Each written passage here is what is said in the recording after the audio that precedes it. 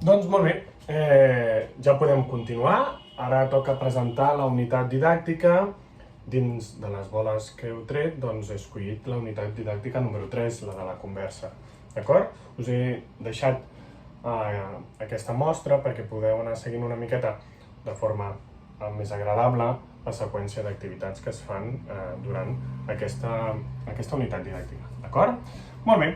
A veure, primer de tot hauríem de parlar del títol. El títol és la conversa. Per què té aquest títol? Doncs perquè m'agrada ser clar. A vegades tendim a posar uns títols massa complicats que als nens els hi costa d'entendre. Nosaltres els veiem molt clars perquè refereixen a alguna part d'un text que surt, una frase engrescadora, però a vegades passa que als nanos se'ls hi complica la vida.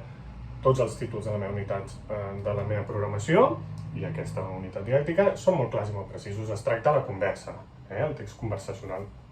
Aleshores, aquest és el títol. Les característiques, home, estem a primer de l'ESO, ja ho hem dit, però és l'última unitat de l'avaluació, sí? S'acaba la primera avaluació i ja tenen un rodatge molt bo, sí? Saben què han de fer cada dia a classe i nosaltres ja haurem d'anar veient, sí? Amb tota la progressió que hem anat fent, si les coses estan funcionant o no. La justificació de per què aquesta unitat, doncs home, amb aquesta unitat el que s'intenta és mostrar una relació entre la conversa i la llengua, no? Hem de veure el nivell formal i informal una miqueta molt per sobre, sí?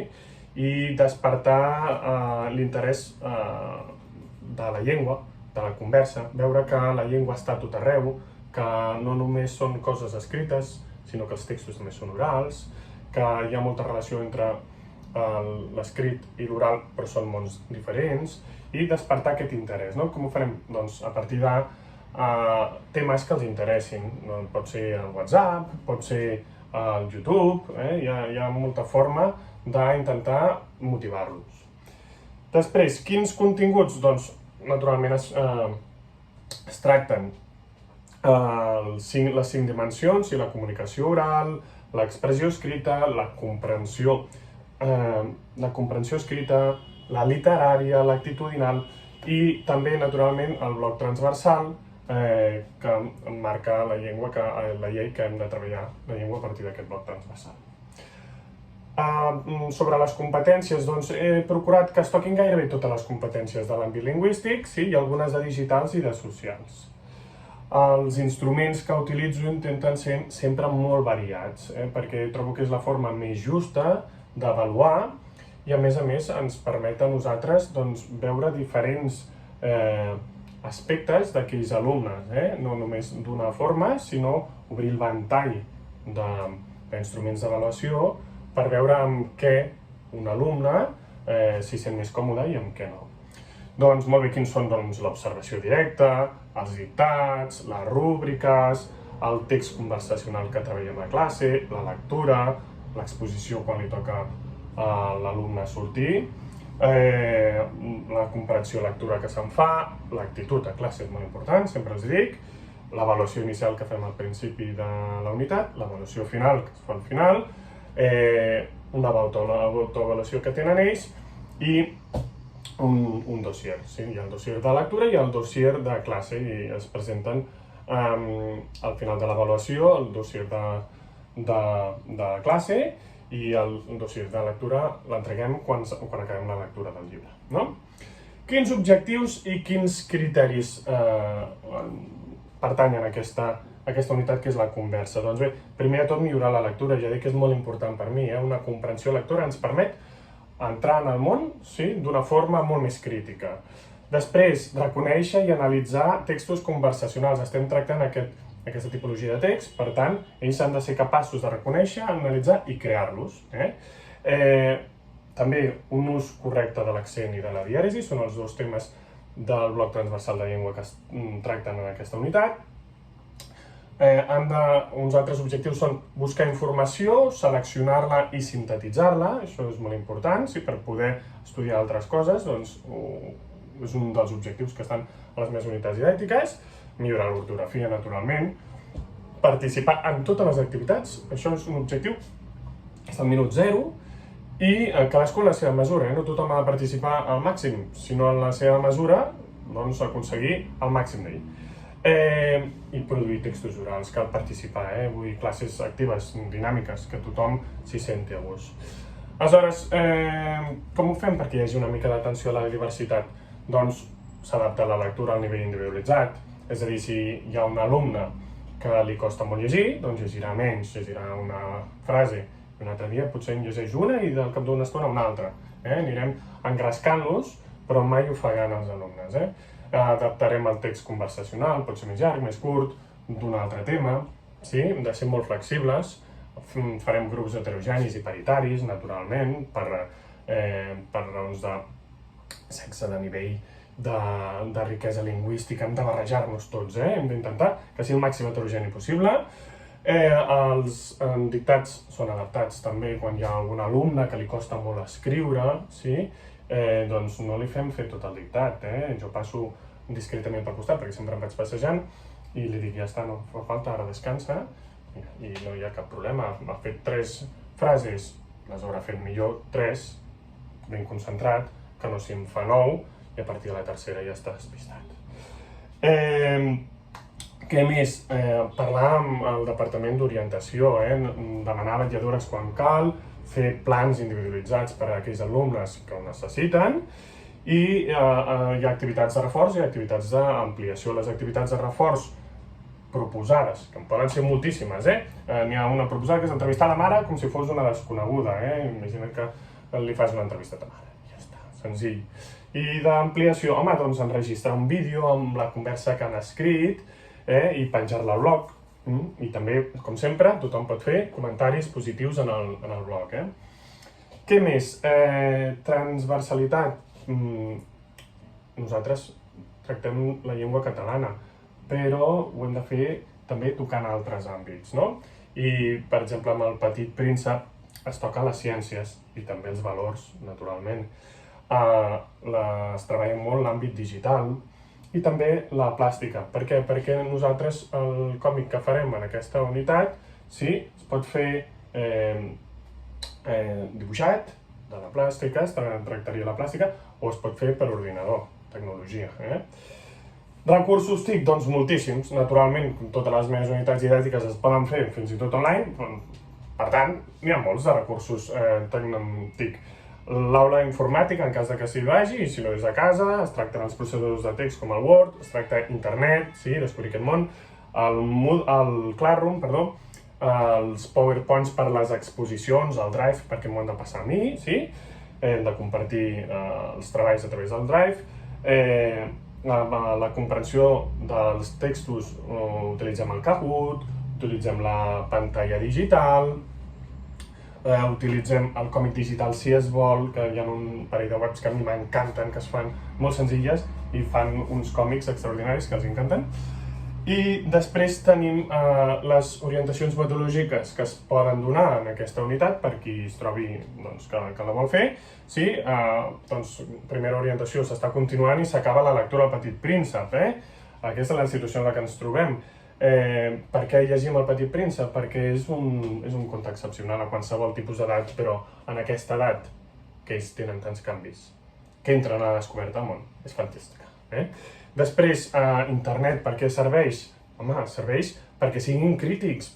L'orientació metodològica que es dona és no deixeu que s'ofeguin, sí? Anem guiant, anem veient com ells topen, però anem-los guiant perquè aprenguin que és un món que és molt gran, però que et pots perdre, sí? I després s'aprofita el contingut del bloc transversal per aprendre a fer esquemes i exposicions orals, i això és fantàstic, no? Molt bé, doncs bé, anem a la seqüència d'activitats, hem explicat una miqueta com és aquesta unitat didàctica, anem a veure què fem en el dia a dia a classe, no? Veieu, aquí, el primer dia, doncs, què fem? Doncs presentem la unitat, naturalment, parlem una miqueta, sí, de la conversa, sí, què és el que ens trobarem, les rúbriques que veurem.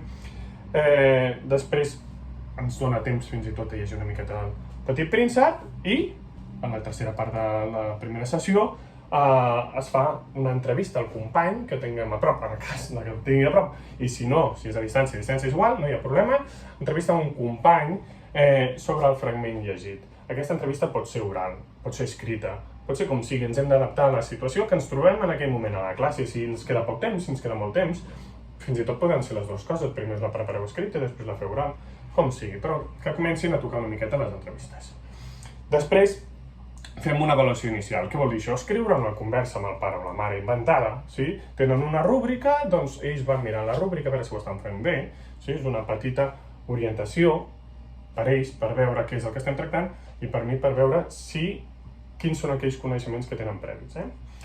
Després, el tercer dia es fa un dictat. El dictat escollit pot ser qualsevol, però aquí hi ha el corp i la guineu. Per què? Perquè hi ha diàleg, sí? A més, és una faula fantàstica.